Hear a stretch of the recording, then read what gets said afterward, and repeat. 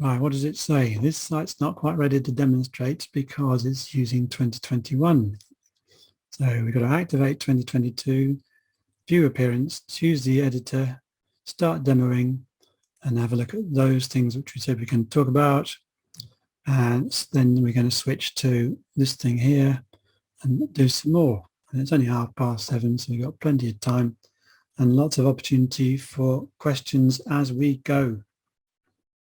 So how do we get into there? Dashboard themes. 2022. Here it is, theme details.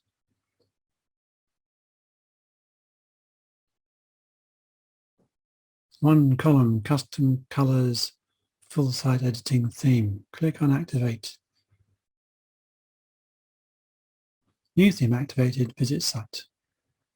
Is there a child theme that they provide to download? Or do you have to create your own? No, there isn't, but Rather defeats the object of not having to write any code, doesn't it? but Carolina Niemark has written developed a tool where you can go to her website called fullsiteediting.com and say, give me a child theme, and it will build you a child theme. Oh, right. You can download that and install it. And that link is on the slide somewhere.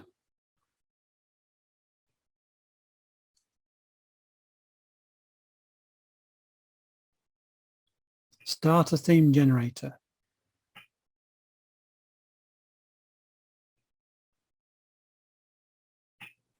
I bet it isn't a child theme. Doesn't take much to make it a child theme. You do have to do a bit of typing. So someone write that down and say, why didn't they provide that as a thing that everyone can use? Because everyone recommends starting with a child theme. Or maybe it's not quite right. MP715 wants some links in the chat. If anyone can help. I'll sort those out. Thank you, Mike. Right, so here we are. We're now on the theme of 2022. How can we tell it's 2022? Well, I don't know, but let's edit the page. And delete that block. And delete that block. And delete that block. Now, when I did that, it said remove, and then it told me the name of the block I was deleting, not just remove block. Are you used to seeing that or not? I've been using Gutenberg for such a long time, then that's what it's been doing for a while. So, but you can see here, I'm using PHP version 8, and I'm not using Gutenberg, but I am using version 5.9 of WordPress. So all we now need to do is we actually need to have a look at some of what this theme's about, because all it's done so far, this has given me the whatever page it is, index.html, which has got some sort of heading, and it's got some form of a menu, which happens to be my page list and the content and a footer. So we want to be able to edit the site. Two ways of doing that. I can click on this link here, edit site, or I can go to appearance, editor, beta, and end up in the same place. And lo and behold, the site editor gets loaded. Now I'm going to call it site editor because I've been calling it site editor for a year and a half. But you can just call it the editor if you want, but then you might get confused between the post and page editor and site editor. So here we are, it's gone, what's it called, full screen, distraction mode off. But we can go and get a menu on the left-hand side If I click on dashboard, it will take us right back to where we were in the first place.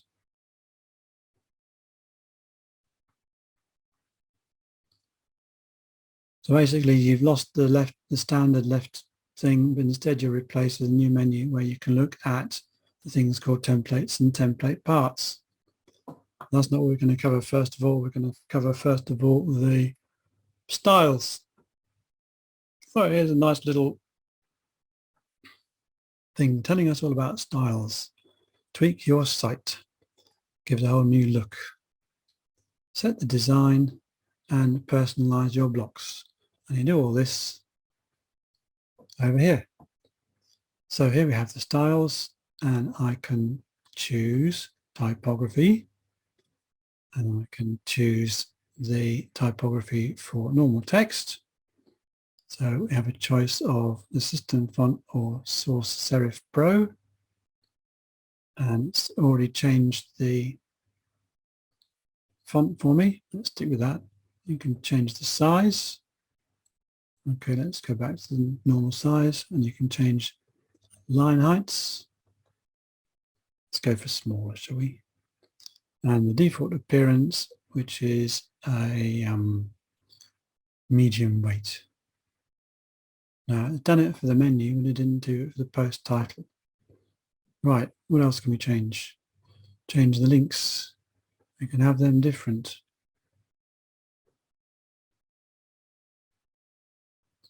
We got any links anywhere?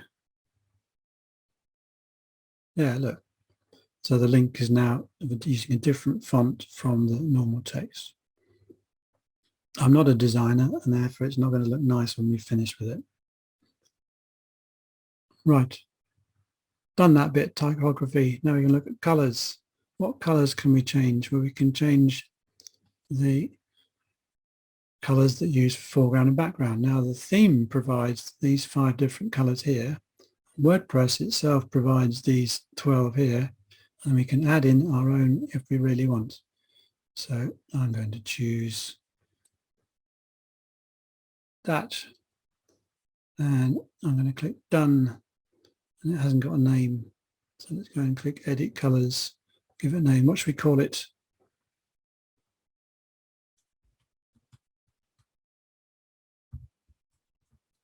Dirty pink. Pompey. Why not call it Pompey? There, our custom color, which is similar to that. Now I should be able to use that somewhere. Right, what else can we do? We can change the default background color. Oh, let's go and use that one. So we've now got a dirty pink background color for the website.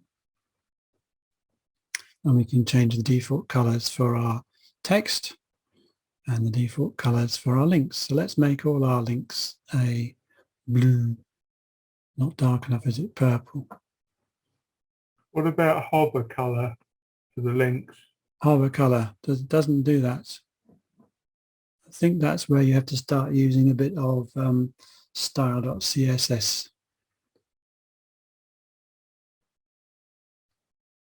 Write that down as another thing to say. When are we going to have hover capability?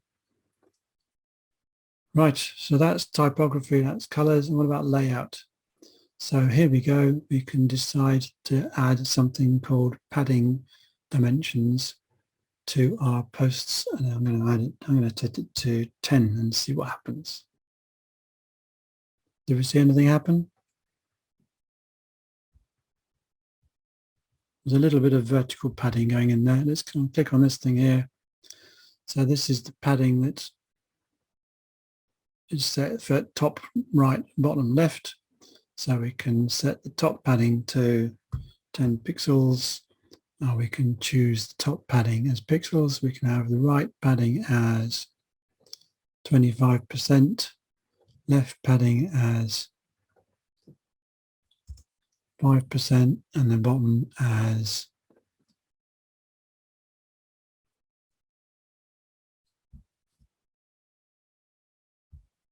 I'm trying to go for one rim.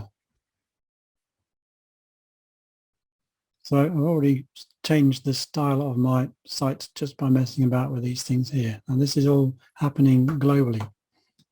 if I choose save, you can see I'm going to be saving the custom styles, and I'll do that. Then we go and visit the site.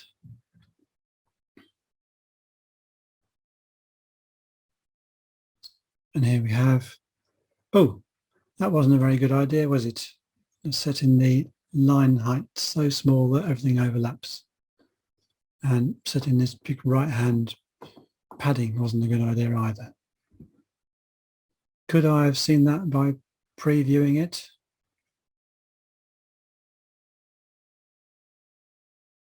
I suppose so, if I'd had some content showing up. So I'll just go back and reset it. Layout. Was it typography?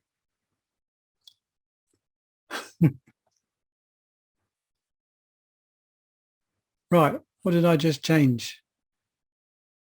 You changed the typography. You set it to 1 RM, wasn't it? All right, The text. Yeah. Was that? Right. Yeah. So is there a reset to defaults? All right, good. So I've unbroken it now. Right, preview. There's a preview. I can do this preview, and I can do that preview. So it's still broken. Well, unless have you published it yet?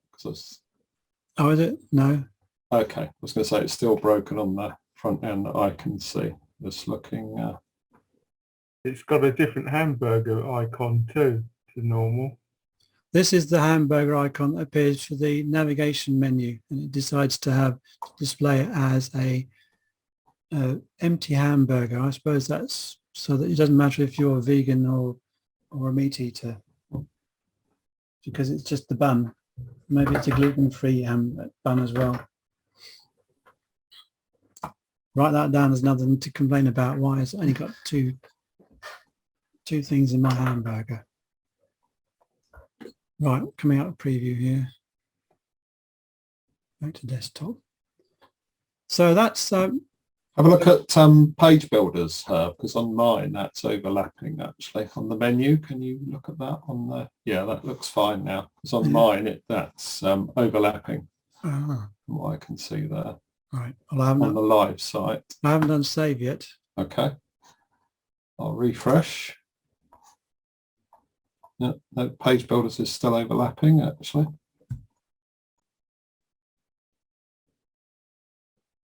I know, mine hasn't refreshed properly yet. Strange. Mine's still got the same color. Let me visit this. Let me clear my cache. Shouldn't be a cache problem. Yeah, I'm not seeing the new site. I'm still seeing the old one. So I'll just paste it into another browser actually. I don't really want to. No, that's fine now.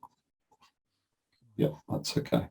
So site editor beta, we're looking at that. We're using 2022. We've done something with global styles, and now we're into navigation block, which is this thing here.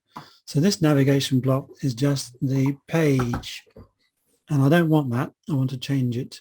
So let's go and change it. So here we are in the navigation block. How can we tell it's a navigation block? Well, if we hover over there, it says navigation. If we click on it and we go close down the styles and we open up that, we can see we're in the navigation block, and we can now see some of the things we can do with it. If we don't want it to switch to mobile, we can change it off, and it will always be a full normal menu. Do you see that?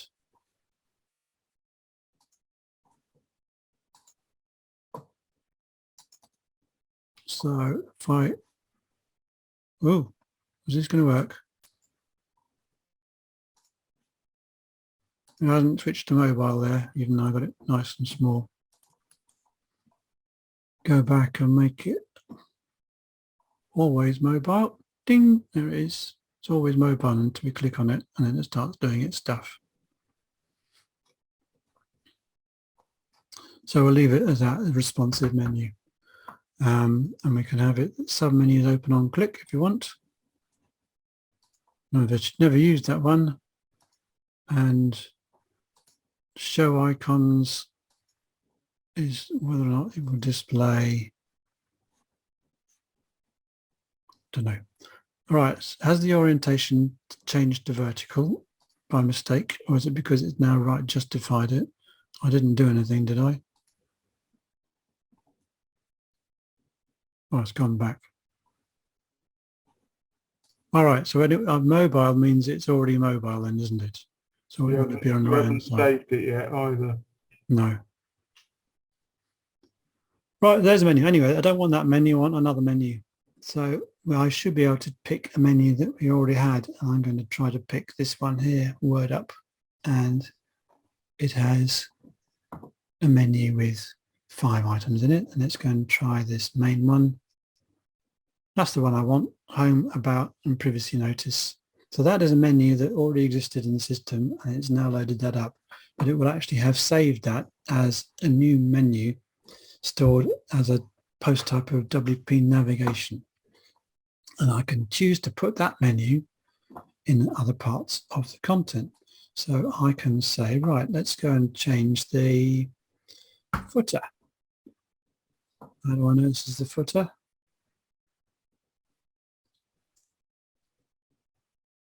We can see we're in the footer. So let's go and put a new block in the footer. Let's go and put a navigation menu in there. Choose that one. Which one do you want? I'm going to select an existing menu and I'm going to choose main. And lo and behold, that menu is there. Now we want to add in the new item into the menu. So we just do, how do we insert something? Let's click on that, see what happens. No.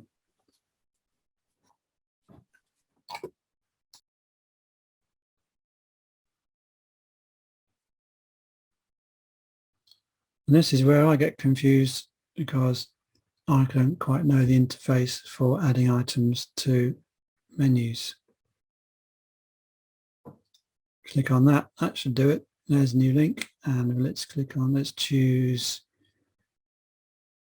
a page. WordPress is 18 on the 27th of May 2021, so 19 this year. Right, has that updated that menu up there? We'll find out. Let's do a save.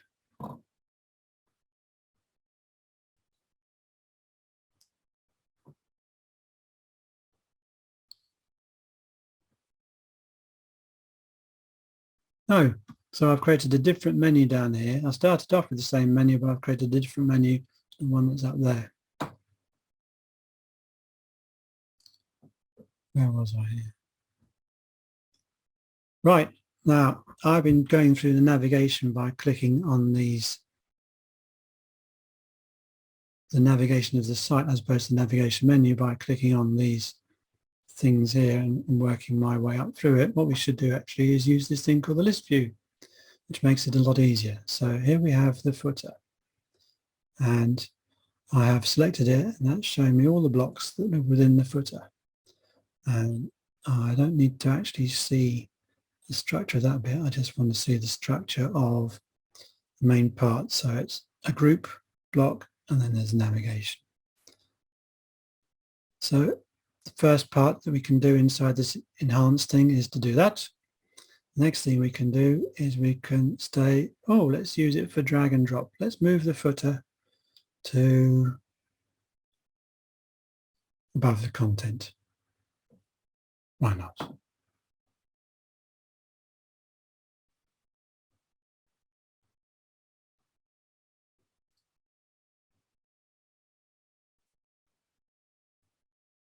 There you go. What a daft website. Can we undo that? Move it back again? Oh, look at that. Other things you can do in here are you can decide to deal individually with the footer without having to work with the whole of the thing, whole of the site. And now we are working with the template and we can change just the footer part and update it and not changing the rest of the site page. So I'm going to change the color of it. Can you right align the that bit there? This bit, Yeah. The whole thing. Right, so go to that, right align it that way. Yeah. So it's Yes. up. Yeah. Is that better? No, I meant the whole block would be aligned right. What, That is the whole thing? Well, that's because I've set the width with this padding on the right hand side. Oh God.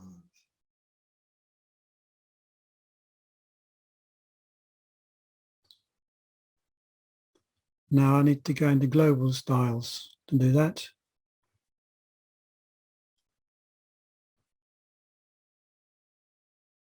Did I reset it? Oh, is this because the page is only this wide? Good question, Andrew. I don't know how to do that right now. What if we save it? What's it going to look like?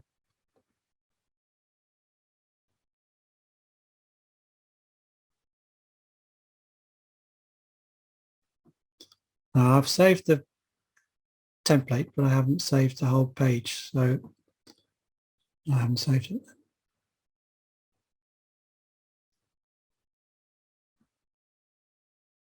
Now it's right aligned. Is that all right? I see it's quite confusing, isn't it? You have to know whether you're saving a page or a template. Well, it does tell you what it's saving when you click on it. So I could have done a better job of looking at it. And of course, it's going to take some time to learn how to use it. For example, what does this bit do? Is this just the way of previewing it at different widths to see how responsive it is? I think it might be, but there's no documentation I can find that tells me about it, or I haven't looked yet. So why can you do that there, but not here, and have to use this preview thing here? Don't know. Right, what else were we supposed to be doing? There's this view down here, navigation menu here.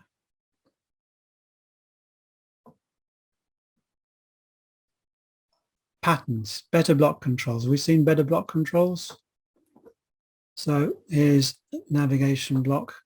Go and choose a particular thing, turn the settings on for the block and turn off that. There's nothing on this particular one. Let's go up a level.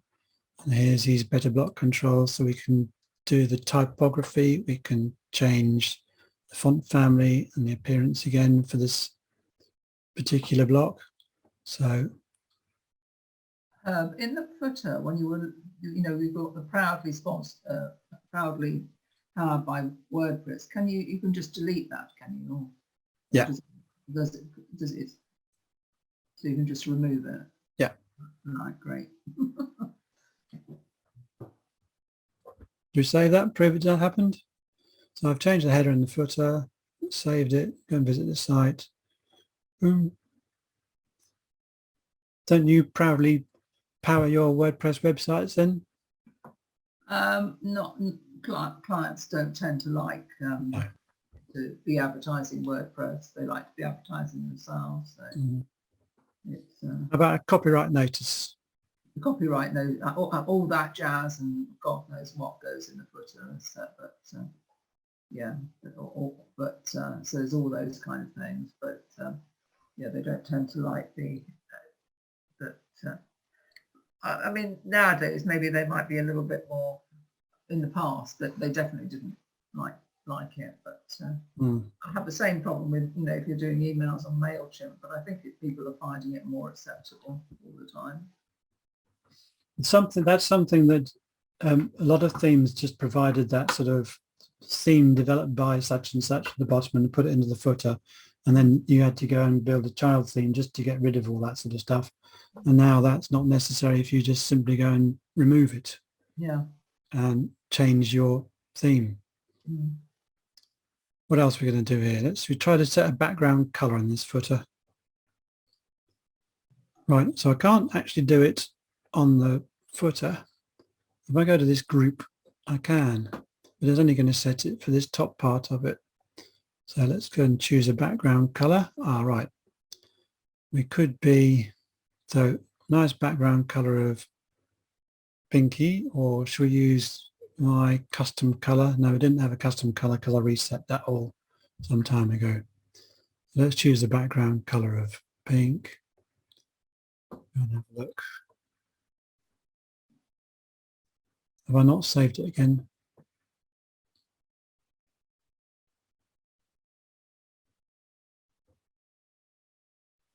Right, so I've got my footer part as pink, but it just didn't get this menu pink, but that's probably perfectly okay. If I wanted to get that menu as pink, then I've had to have moved that into the group.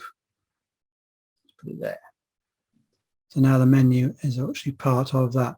And what we can see here is this block is a row block. It's a group, but it's grouped as a row. And therefore, rather than having the blocks displayed vertically, they're displayed horizontally, which is a new thing in WordPress 5.9. That's nice, isn't it?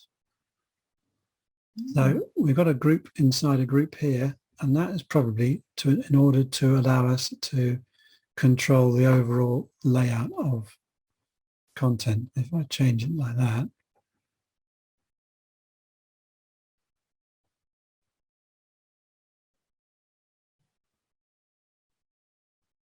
it's already full width.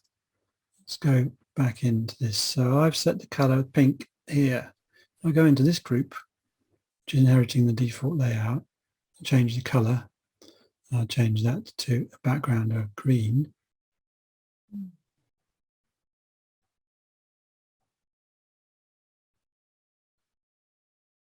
I'm still full width here. So I want to change this.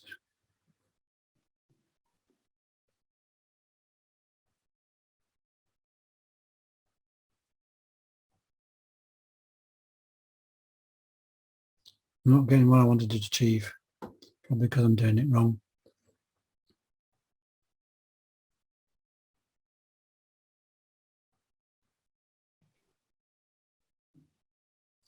What I was trying to do was to get this bit to be the same width as this main body, like that there, but having the pink on the outside and the green on the inside. Fail there.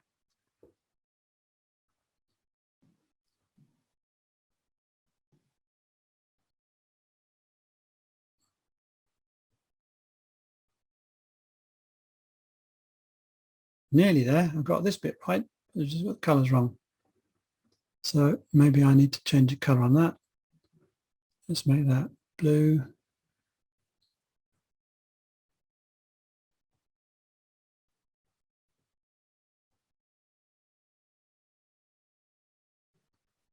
Right, and so that's now white. Oh well, not getting anywhere. Something for you to all play with is how do you go about making sure that you can get the background colours to the right width. I thought I knew how to do it. I've done it on my current themes. It worked okay, and it's all to do with this marvellous thing called inherit default layout and setting it at the right level. Maybe I didn't need to have 3 different levels of nesting of group. Right. What was on the list of things to do? Patterns. So we've just removed the proudly powered by WordPress thing. Maybe we wanted that. Let's go and have a look at patterns. Go and choose the block inserter, and we can pick patterns, and we can see that we can choose from a load of different patterns. And if we go and pick footers, we can pick this one, or this one, which is dark, or this one here with a copyright, or this one here, which has got our 3 most recent posts. Let's go for that one. So we've now got a new footer, which has got our copyright in it, and it says site title there.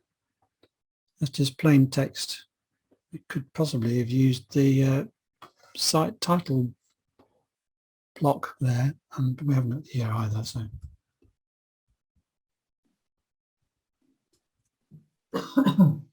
So that's plain text, and it's brought this pattern in, and it's brought in all of these different blocks magically into the website as that, into the template as this group here. If I didn't want it, I can just undo it because it was inserted in one thing.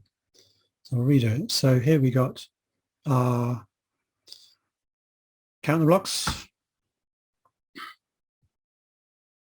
8 different blocks inserted just by clicking one button, which is nice. Oh, could be nice. Now, does this theme provide a load of useful things? The answer is it provides 66 different patterns, and you can go through and see how useful they are. Here's one. I wouldn't suggest having a pricing table as part of a template, but I've done it anyway. There we can see it's set up with 3 columns and 3 headings and content and prices and buttons and all that sort of stuff. And it's just there for you to edit. Once you've inserted the pattern into your template or content, it's then become part of the content. It's not like a reusable block where if you go and change it, it will change everywhere. This has become part of this particular thing. This is part of a page or part of a theme? This is part of the theme now. So you're going to have that on every page? Yeah. Which wasn't the best thing to do, was it? There you go. So let's go and get rid of that pattern and go and put it in the right place. Save.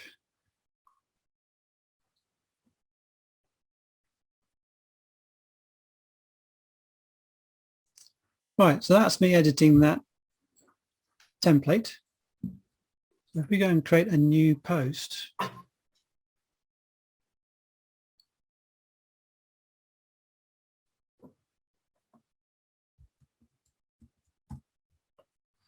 and we can try and choosing some patterns. So you can't get patterns by doing that. You probably get them by doing some form of search, or maybe you have to always go for patterns. So what should we choose this time, Andrew? Something simple? Buttons? Yeah. Oh yeah, that's a nice one. Yeah, There you go. So I've just inserted into this post this pattern, and this pattern consists of 22 blocks, which didn't take me long to put them in there, and it would have taken a lot longer to have created that one if I'd have done it by hand. So apparently quite lovely. Let me publish that post. View it. There you go.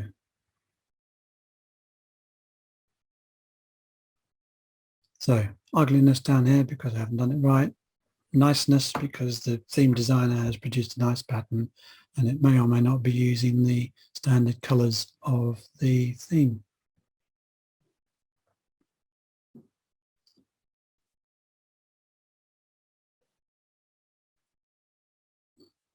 Yes, Mark, it's going to take a lot of learning.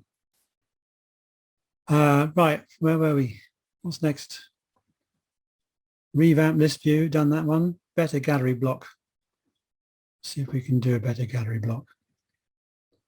Right, do I want to do this in the site editor? No, I don't. I want to do it as part of this post.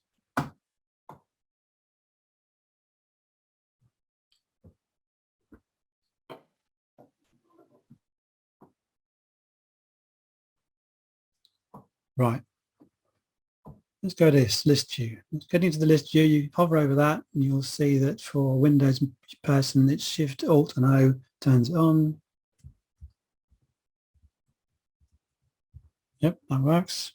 And there should also be some keyboard shortcuts you can all learn to use. So we can press Ctrl+S to save changes.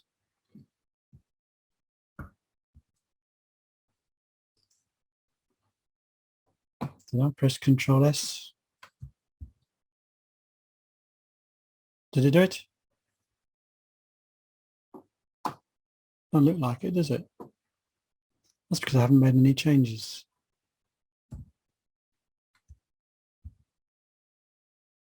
Oh, I did.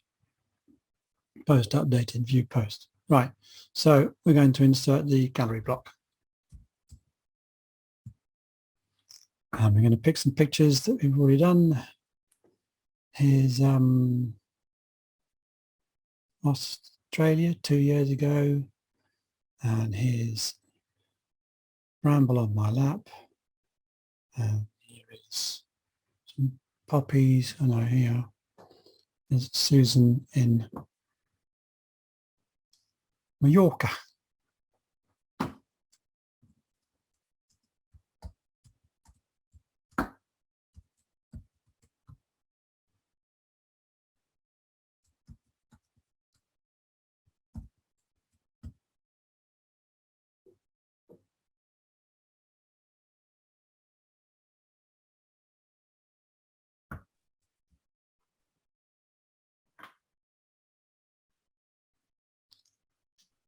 Right, what we can do with this is get rid of that.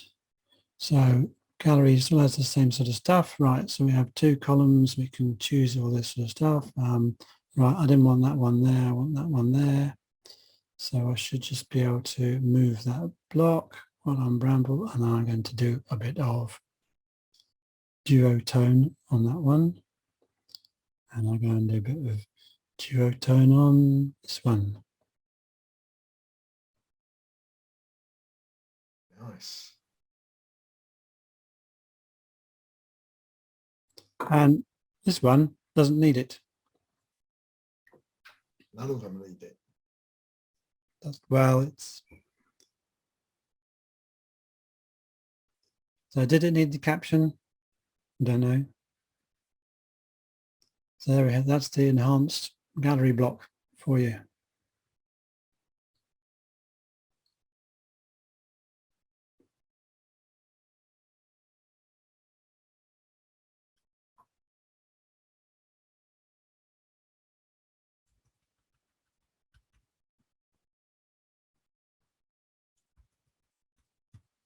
Right, let's do a bit of cropping.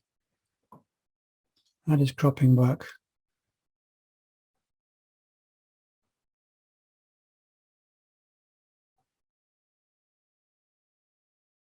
There you go, all done within the block editor.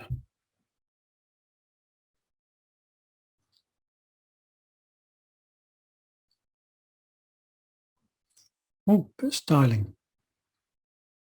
What else can we do?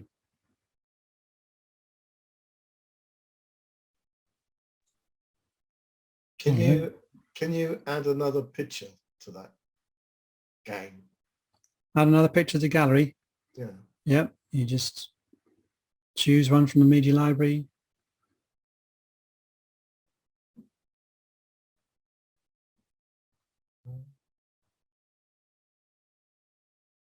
Very good. There you go. 2008. That picture was taken, I think. Right, I'll do the same thing again. I'll give it a bit of duotone.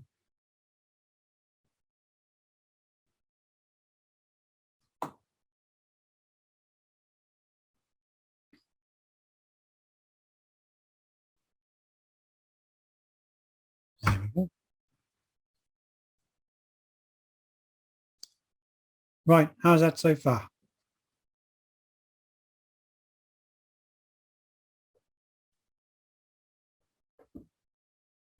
Talk among yourselves because I'm going to have to go somewhere.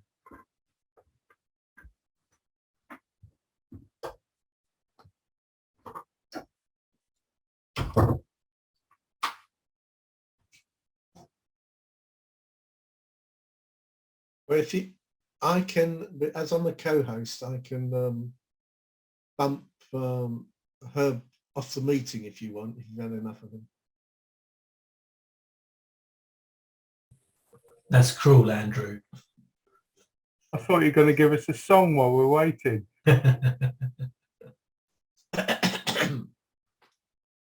Maybe not. I haven't even started yet. Have to look, this is my avatar.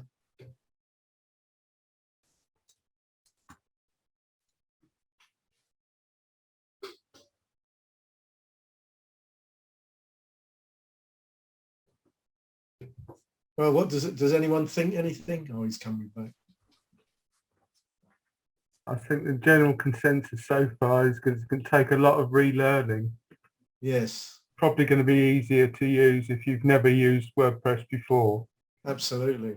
Yeah, agreed. Yeah, If you want, who would take an existing site and revamp it using 2022? It'd take a long time, wouldn't it? yeah. It This seems to me of the problems of going from an HTML site to using Dreamweaver, and then Dreamweaver to using the first version of WordPress. It really is quite dramatic. Yes. it seems to be at the moment, there seems to be a constant press, even with all sort of software companies, to just push lots and lots of change through, and some of it is not always that good. I mean, Microsoft have just seem to be ridiculous nowadays as well, you know, with their updates and changes they make, and it's not always in the best interests of actual usability, I think. So I can see some. Sorry. I can see some benefits from what's on here, but I can see a lot of disadvantages as well from what people are actually used to using already, and perhaps making it slower to actually build a site. I think they're just trying to compete with the likes of Wix and other site builders, where we're used to being able to get in there and hack things and do different things, more complex things. Yeah. And this isn't targeted anymore at that market. It's at the DIY market. Would I'd be right in thinking that you could not use the whole thing, but you could use the new blocks in a website, a WordPress site, which is basically classic. But on a page, you can switch on the block editor, because some of that new gallery stuff looks quite good. I might try to use that. Yes, you don't have to have a full site editing theme. Right, so let's go to this site here. Right, so this is my site documenting WordPress, and this is a normal theme. So PHP one, and you can see how it behaves. But if we go to this site here, this is the full site version of it. It's a slightly different theme. You can see slightly different layouts and things, and you can see here it's quite clearly telling us that this is the front page of the theme. Now if I go to WordPress and choose gallery, we can see an example of a gallery I created today, which is the 8 different pictures from the slides we saw earlier. Now what we should be able to do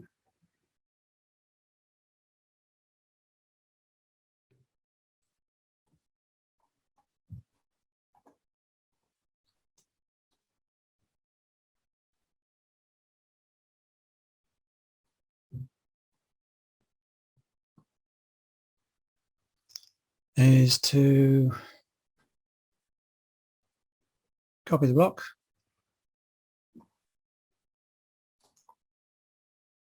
go back,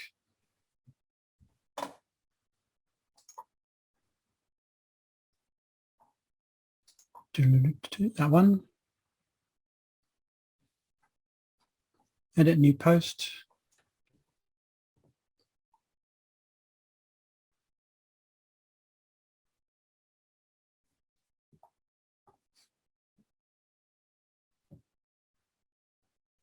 paste the block in. And what did it copy?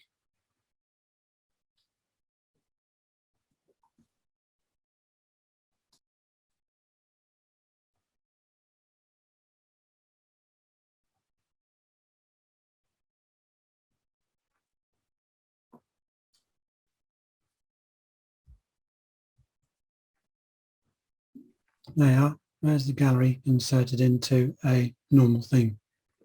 Oh yes, these blocks are available regardless of whether or not it's a full site editing theme.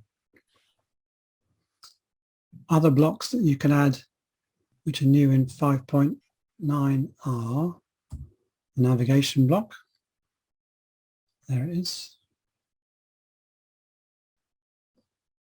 Do you think that gallery block would work with, let's say, 100 pictures, or would it be like the table where it, you know, it would start to slow the whole thing down? The table was particularly slow, wasn't it, when you had too many columns? I don't know. It would probably be, how do we paste these things back into the gallery again? I don't suppose we can. Don't know the answer to that one. So here I've added a navigation into it. We also have next and previous post links. So there's the next link, duplicate that one and change it to a previous link. So that's the next and previous pages. We publish this post.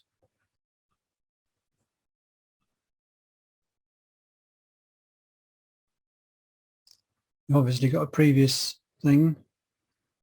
But this post doesn't have a next thing in it. So let's edit that one.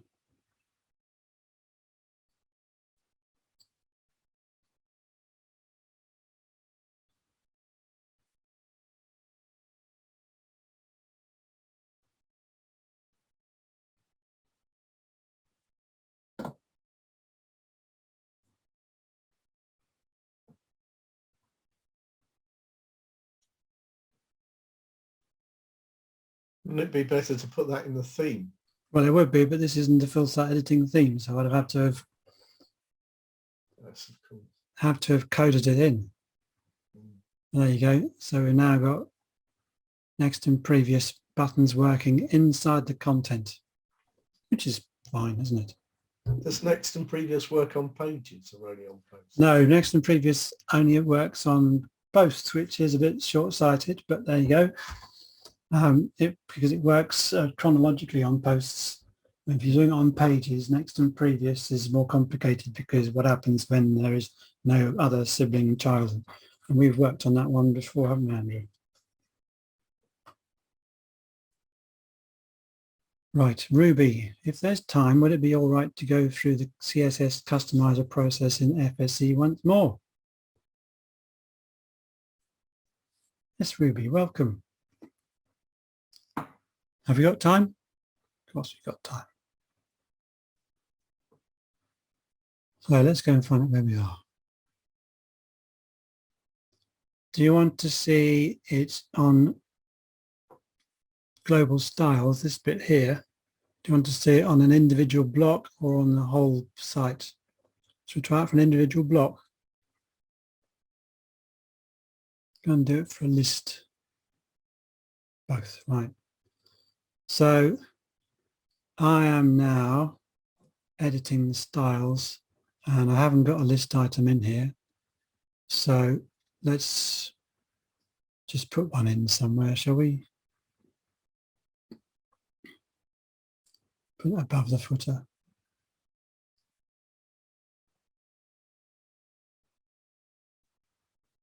Choose a list. And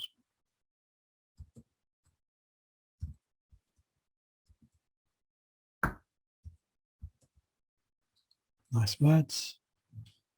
I'm going to choose typography. Pick a font family. We go for serif. And we choose the font size of 3, which is large, or we can make it a custom font size if we wanted. So there's 4 different font sizes there, large to go. And we can choose an appearance of light.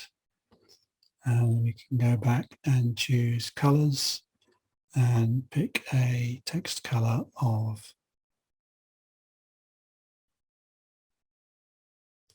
grey. Is that dark enough? And let's go for white with a background color of, now it should have told us it wasn't a very good idea to do that, shouldn't it? Black.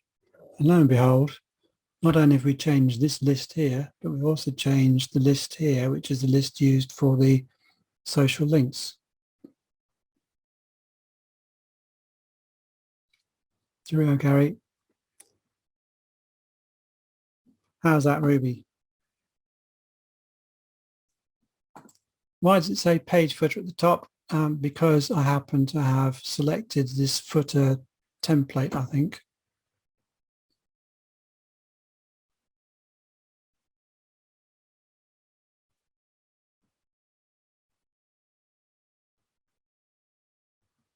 Even though, because I've focused on that, if I go back to that, it should probably change back again.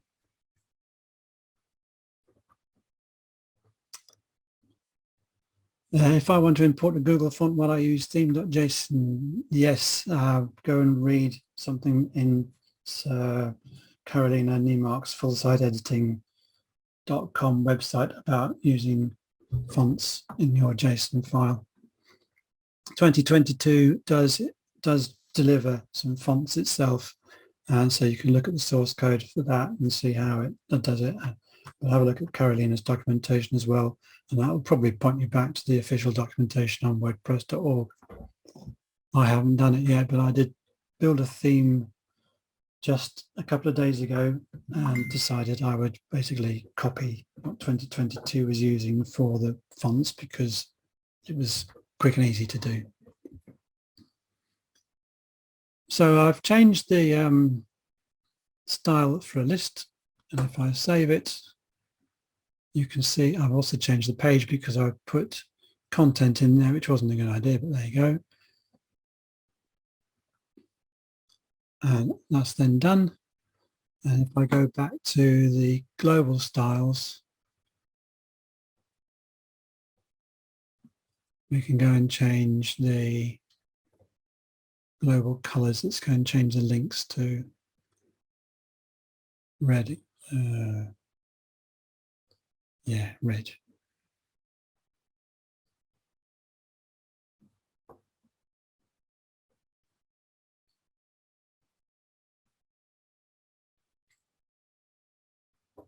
So my list has changed to is now white on black, which has done that inside that pattern we incorporated. This link down here that says Gutenberg is now a red link, as we've decided. And this list here has also changed to black. So maybe we weren't just changing the list box, but we're changing things that contain lists.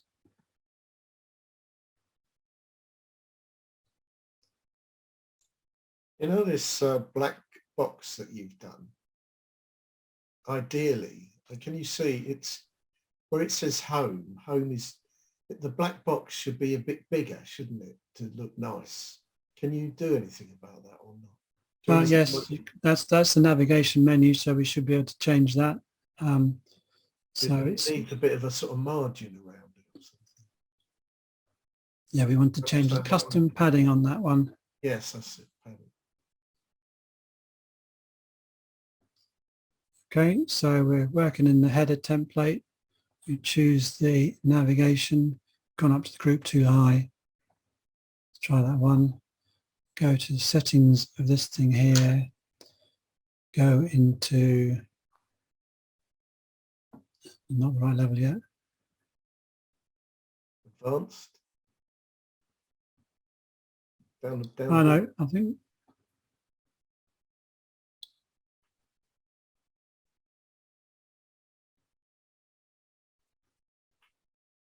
I did this on buttons earlier today. You don't change the subject.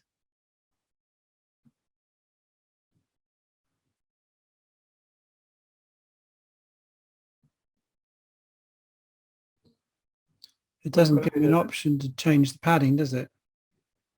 What about an advanced? I can change the line height.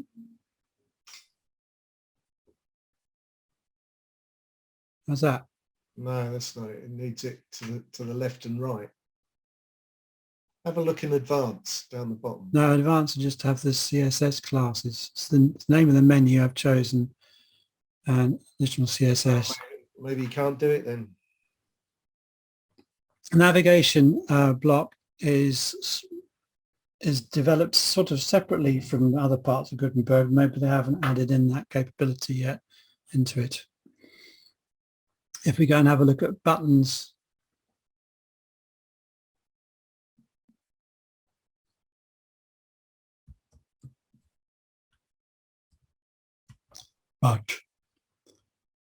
buttons, I can then go and choose padding here and make it 20.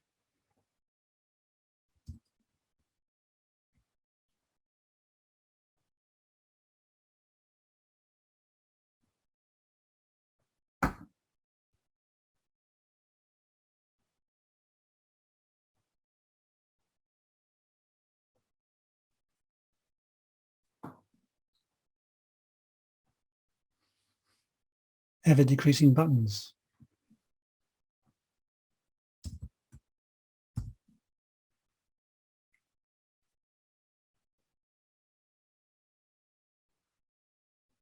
Well, are there links on those buttons, or what? They don't do anything? No, I didn't put anything in. I just. But that's the idea, is that they link to something. Yeah, these are buttons, so they're links. So put the link in there.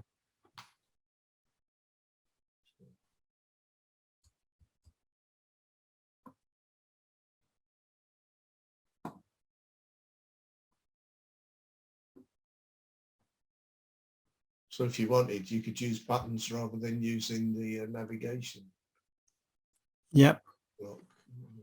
You wouldn't then have all of the Hamburger stuff, but it's the buttons, links, there are all sorts of different ways of getting people to click on something.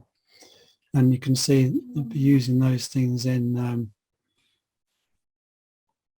the templates, right? So I'm still in the button there. It's good to have that. So can you adjust the page width there, Herb? So at the moment it looks like a boxed setup with the page rather than a full width page. Is that something you do in here, or? Yes, you do it on each of the different template parts to adjust it. The overall width of the page is defined in the theme.json file. Okay. Where there's the wide width and the normal width. So that's in the theme.json, which we can look at that somehow. Oh, let's see if we can.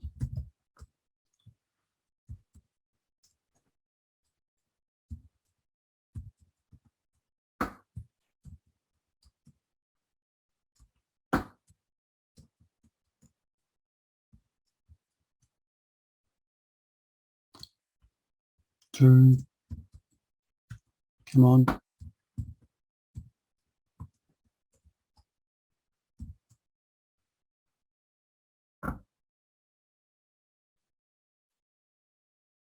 This is how it's all defined instead of in CSS. So here we have the content size is set to 650 pixels. Now there's no easy way of setting that. But that would be the thing you'd change in your theme or child theme. Right. To it to what you want. So you'd have to just edit the JSON file and FTP it down, edit it and pop it back up again. So there's no easy way of setting full page width at all on your pages in the interface. No, but you can go and you can fiddle it. So here we've got the header and it's a group, and I've told it to inherit the default layout. Right. Instead, I can actually go and fill in some figures here. So we can make this one 450 pixels wide. Okay. So that's forcing that to be that size. So there, my head has now got narrower. Yeah. But it would be best to change it in the theme.json. In the JSON file. Okay.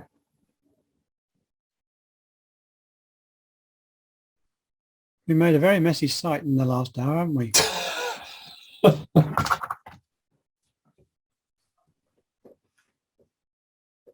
If you have time, would you be able to show us how you'd create a child theme? I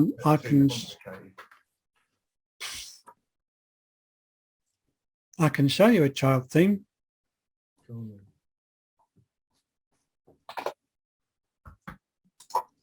Right, so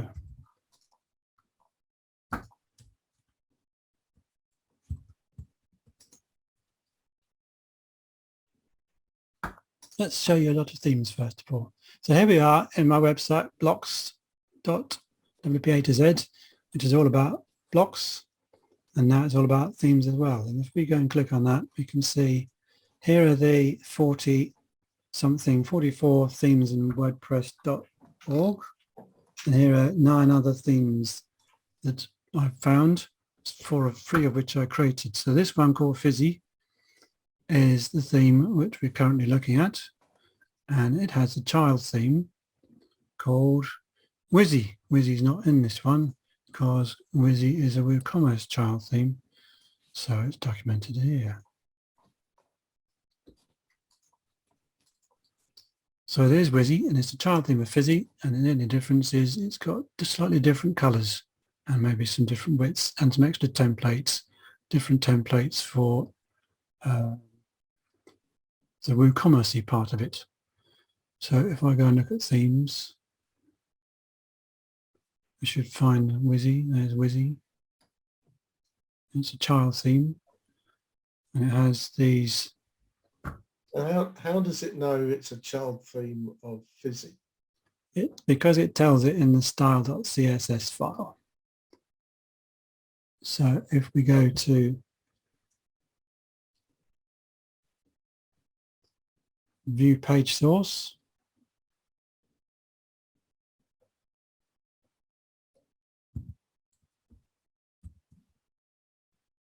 you've got a child theme, haven't you? Me? Yes. Yeah, Ferns of Micronesia. Well, all my sites have a child theme, but it's the process of creating it, I thought was different. Well, the process of creating a child theme is you put template inside the style.css file.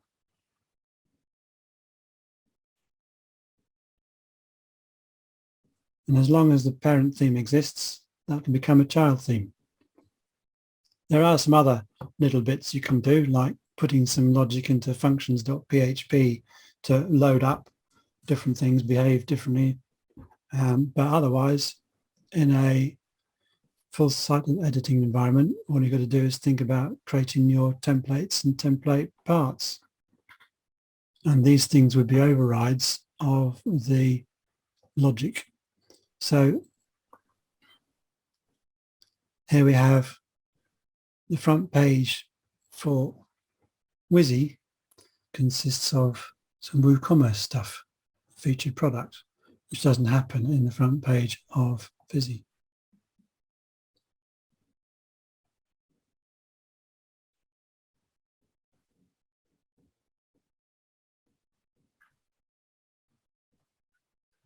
So are you saying, Herb, that you still need your CSS style or child theme? Well, the theory of the full site editing is you don't need to write so much CSS as you used to. No. Because it should all be in the blocks. Yeah. Will be customized themselves. That isn't necessarily the case. In my theme here, I've had to actually write some CSS in order to make that hovering bit happen. And you can also see there's CSS also working here to put this shadow when we're hovering over links. So that's what you'll probably be finding in a lot of the different themes that are being developed is they will be extending, they will be writing CSS or writing it in certain bits. Where we go, blocks. Well, I'm having a look at mine now. Mm-hmm. And in the old days, you had to do a function my theme in Q styles, but you don't have to do that anymore. You shouldn't have to do it, or if you do, it's not much code involved. But I had to put that in the theme functions.php. Does that still exist? Yeah, the functions.php still exists. It might not be as big. I didn't want to go and show you my source code because you can't see that, can you? I can see WordPress blocks. Yeah, you can still see the website because it's sharing Chrome, not my whatever.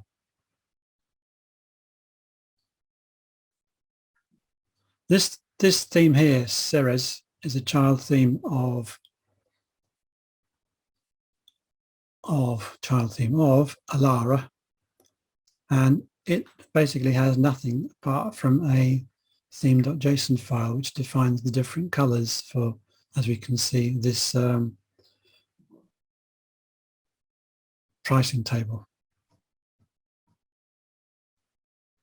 So it doesn't deliver any templates, doesn't deliver any template parts, and it doesn't deliver any patterns because Alara provides all those things, and that's not supposed to work.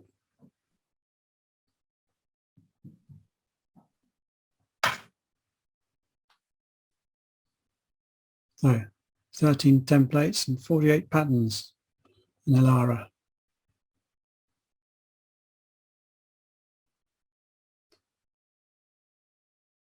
So lots of different things that they provide. Now this is my attempt at displaying what the patterns are delivered. Some of them don't work particularly well because of I'm probably not including enough JSON, but here we can see this is effectively the HTML that you'd get if you were to use Alara and import that pattern from it. And the WordPress will have as a pattern directory where as you're working in the website, you can go and pick a pattern from the pattern directory. Now, it doesn't show all of the patterns from the themes because it assumes that you're going to be using the patterns from your theme. But what I've done is I've sort of enabled my capability of using any pattern from any theme inside this website. I don't intend to, but I just programmed it that way.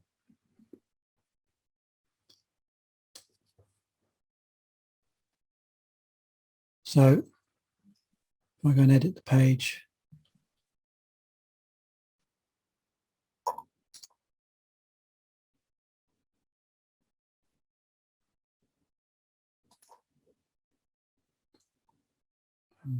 patterns,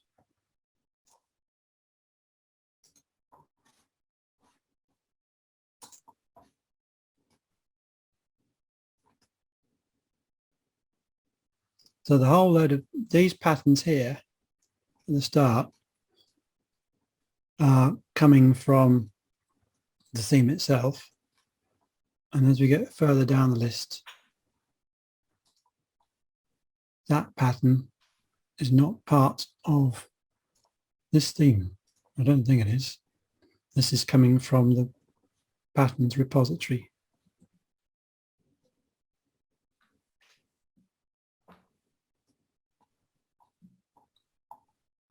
Pattern directory.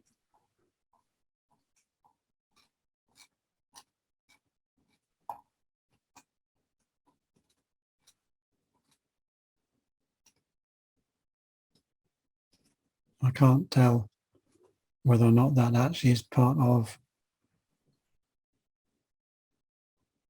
It's a different theme, a different pattern, isn't it? What is the pattern repository? Is that? Well, this is this new thing that WordPress has delivering the ability to be able to use your patterns regardless of, it's not, which are theme agnostic. So it's just basically a structure of HTML which you can bring into your website and create bits that you don't want to do by hand. But in effect, can anybody design a pattern and then upload it to WordPress? Yeah, whether or not you can actually do that yet,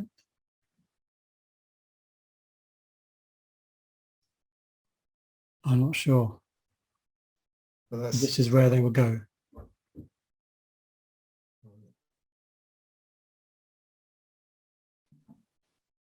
What am I trying to do? And then when you actually install them on your website, that you're not using them from the repository. This website here, this quicker.com, hasn't got these themes installed, so these patterns are coming from WordPress.org. But if you wanted to use them, you'd have to install them. No, I just click on it. But that would install it, would it? Or, So that would be, the pattern would now be copied. yeah. I haven't got it installed in my website, but I just have the blocks as part of this post or page that I'm writing. So I can now then change the image on that pattern.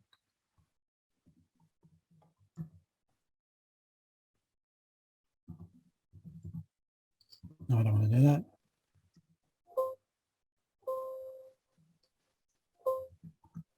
What have I done? That happened before, earlier on today.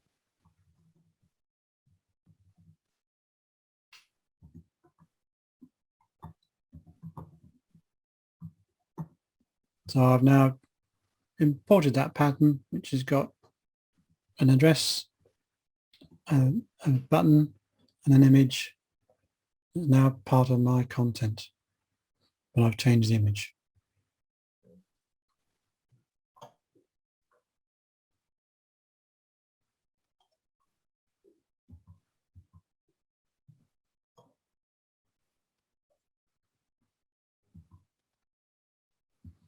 Mark's question, are the placeholder images in block patterns all served from WordPress.org? For the ones which are on WordPress.org, yes, I think. And this is probably where they're going to be, they're using this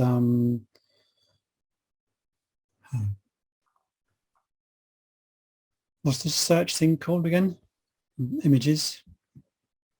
And for the patterns in the 2022 theme, they're all delivered as part of the theme itself.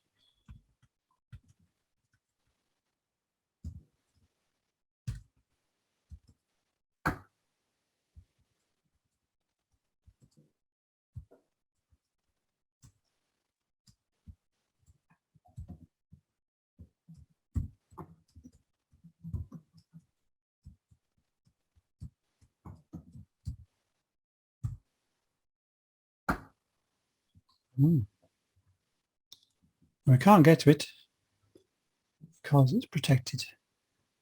No, it's not. I can't type. Julia's asked a question about updating to 5.9, and my site, it uses the classic editor, and it updated itself to 5.9, and it still works just exactly as it did the last time. So you don't have to worry. It shouldn't break your classic editor site. Yes, otherwise you wouldn't be able to update, would you? Because you wouldn't have a full site editing theme until you've done the update. And also you can't use the full site editor on legacy themes. So our theme won't switch on the full site editor. The way the full site, the WordPress determines if it's a block theme is if you have a folder called templates, and in there you have a file called index.html. If you have that, then it says, oh, this is an FSE theme, off we go. If you also have PHP templates in there as well, that's up to you. Your theme can do things with that, and that it'll be some form of a hybrid theme. Makes quite a difference under appearance, actually, because when you turn on a FSE theme, it actually drops all the customization items and just changes to editor beta. Yeah, it does that, but you can still get to the customization. Yeah, it's just the actual layout of under appearance changes, isn't it? If you go to the site logo block, and I haven't defined one here, so I'll click on that and I'll choose that. Now we can see here use as site icon. I said yes, so it would appear my site logo. And down here it says, okay then, if you want to do something different, click on that, and lo and behold, you should be in the customizer. Okay. Don't know what those warnings were. But there we can go and decide to set right, okay. It's a bit big. Marmalade is now the site icon for this website, which is different from it. So we are in the customizer. And what can we do? We can write custom CSS. We can set our home page settings.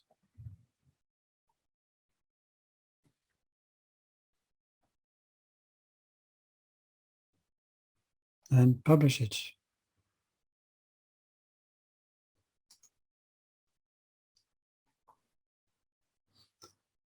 There are other things that that you'll find when you start using the site editor is you think, I'm going to look at the source code of this, and you'll find that it's not available anymore.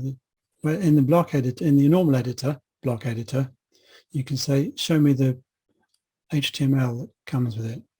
Now, the way they provide that capability is you basically download all of the stuff that you've customized, put it into a zip file, and it will give that to you as the HTML. What I've done is I like to be able to see it as I'm working, and therefore I've written a plugin that will enable me to look at it. So here we are.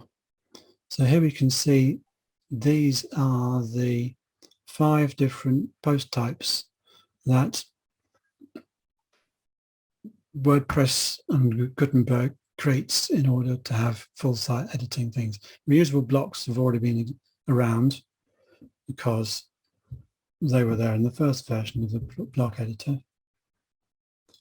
Templates and template parts was available as part of Gutenberg when it first had site editing, global styles, and then this new thing called navigation menus. And if we click on templates, we can see I haven't got any in this website because I haven't done any customization. I would say the same is true of template parts. And if we go to navigation menus, however, we probably find we have got some. And that's because these things get created automatically when you're working in navigation menus. And if I click on that one and edit it, I can actually see the blocks that are being created for it. So that navigation menu, core navigation, contains 2 links. One's called custom link 1 and one's called custom link 2. And I created that when I was documenting custom links. If you go and visit this link, you go down here and you go to custom link, click on that, you can see this navigation menu that I created whilst documenting that.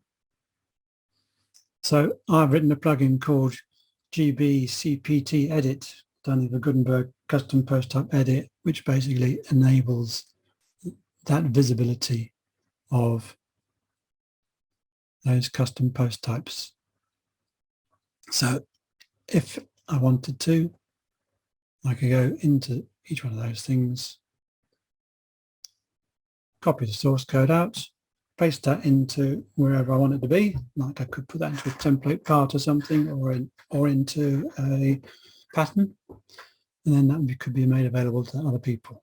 But certainly when I'm developing themes, then... What do you call that? Like, that's not HTML, is it? Well, it's an HTML comment, but there could be some HTML in there.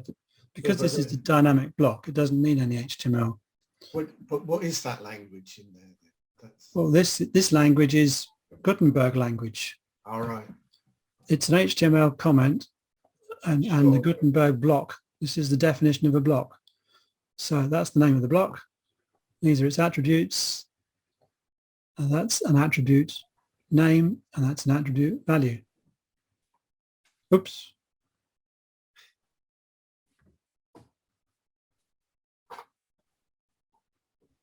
But is it, I mean, to someone used to writing HTML, that's no use to them at all, is it? No, because this is a completely dynamic block.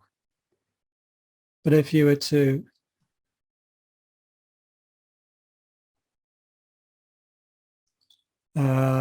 look at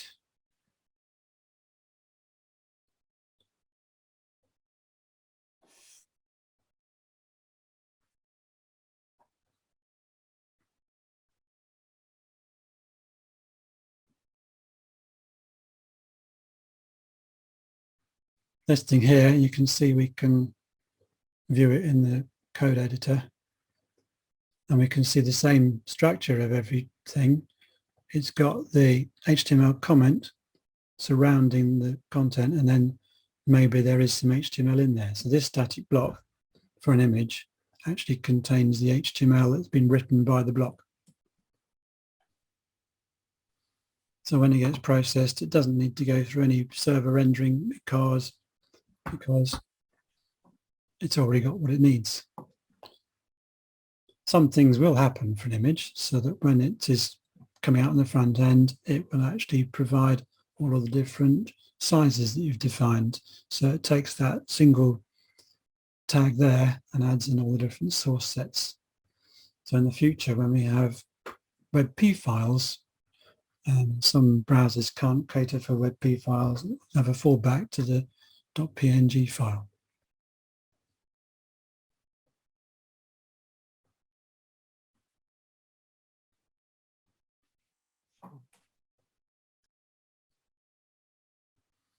So here's a list of all of the different blocks that have been added in for WordPress 5.9, including a couple of embeds for Pinterest and Wolfram Cloud. Some have been renamed, and there is some other stuff as well, but it's now nearly 9 o'clock, so I think it's probably time to stop. And I haven't been following the chat. Anybody who wants to can save the chat so they can look at it later. Just go down to the bottom and choose Save Chat. I've done that, but I'm sure it's going to save anyway when I save the thing. And let's just move on back to the PowerPoint slides and see if we can finish off. Where are they?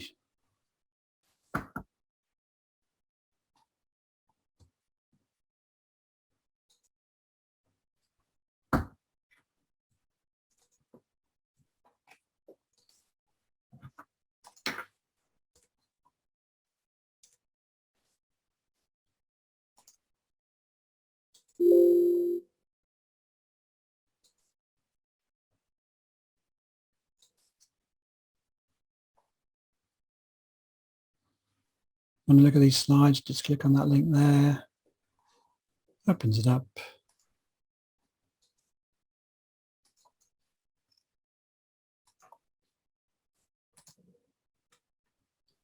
So here's some links for the things that we didn't get a chance to look at. There's my plugin GCP, whatever it's called. Here's some documents that ABBA provided me access to, and you can all see, which contains some more stuff about what they're going to be doing in marketing in the next few days. And we're coming up to close now, so thank you very much for our global community sponsors. We now have 345 Meetup members, That means we had 16 join this month. They didn't all attend this meetup. Plans for 2022 are, recently we had WordPress 5.9 released. We're having WordUp pumping now, which covers what was released yesterday. The WordCamp EU has a call for speakers and a call for volunteers. Last call for speakers is end of the month. And the last call for volunteers is end of March. And WordCamp EU is going to be in Porto in Portugal. We also have WordFest 2022 coming up, and that's on the 4th of March. Click on these links to find out what's happening in the future of WordPress. Last month I said that WP Calendar IO is still going, and now it's disappeared completely. If you type in WP Calendar IO, you get this site can't be reached. Last month I also said that we would be having this meetup last week, but we haven't had it this week for a number of different reasons. One of which is I wanted to go and see a presentation at WP Oxford on image CDN, which is quite interesting. We have some dates planned for this year, which will be the 3rd Wednesday of the month, but we haven't actually confirmed anything. And I reckon in February we will try to do some more on performance, looking at measuring and improving your website's performance and using Core Web Vitals or Page Speed Insights to tell you all about it. So what do we say? 45 full site editing themes, 6.4 billion downloads, WordPress 5.9 out. There were 9 million downloads by the time I looked today. And we'd all like to thank our sponsors, Red IT and 34SP, for helping us when we actually physically meet up. I think that's it. Any more questions? No, not for me at the moment. Are you going to have a play with an FSE theme? Yes. Yeah, I'm going to have a look actually, just to see how I get on with that. It does look like they've made things more complex, and as was mentioned earlier, they seem to be pushing more along the Wix route, I think, which I've had to do some work on somebody's Wix site the other day, and it's pretty awful actually. I wouldn't recommend it to anybody. I looked through the chat, and I would say that people are rather guarded about this. I can't say that people are sort of saying this is fantastic. Most people are saying it looks like an awful lot of work there's a big learning curve, as we used to say at work. I think with any of the existing themes that have lots and lots of customizer options, and I've used things like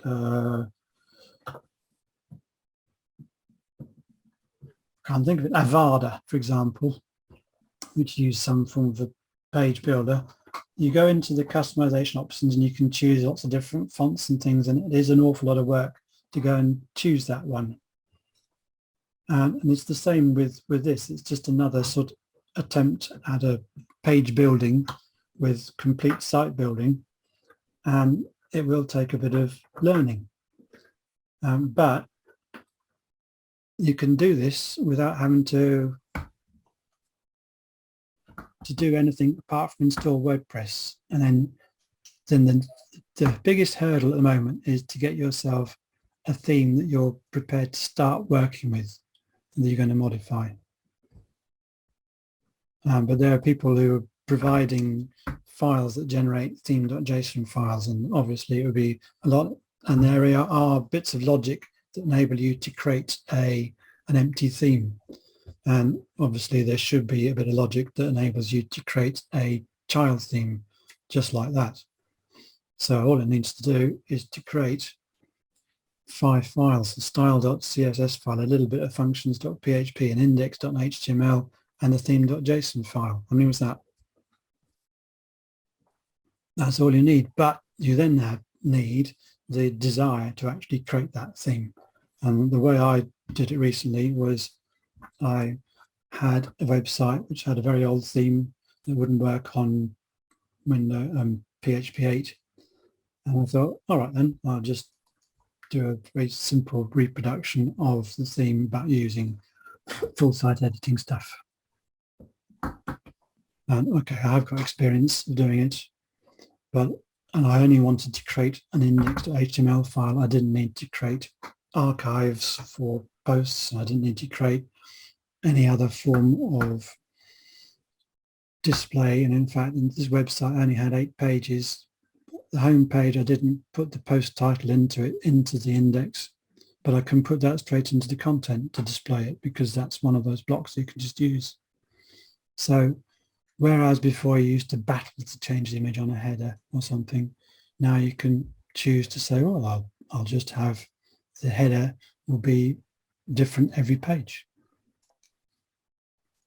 or use a slider, or whatever you like to do. Yeah, you might have a challenge to recreate 2014's heading image changes randomly.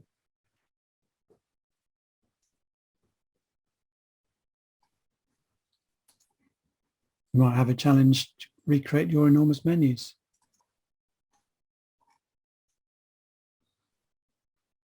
Yes, Ruby, it's pretty much the same as it was with sneakpeek.me.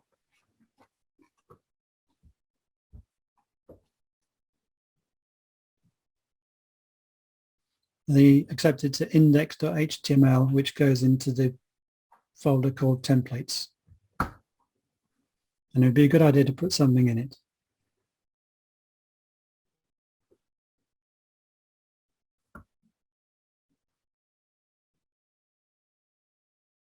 Any more questions? Sorry, Drew, you've been bouncing in and out of the meeting. Yeah, I seem to have very unstable internet tonight, which wasn't very good. Right. Now, I asked you, I'm going to press stop recording now.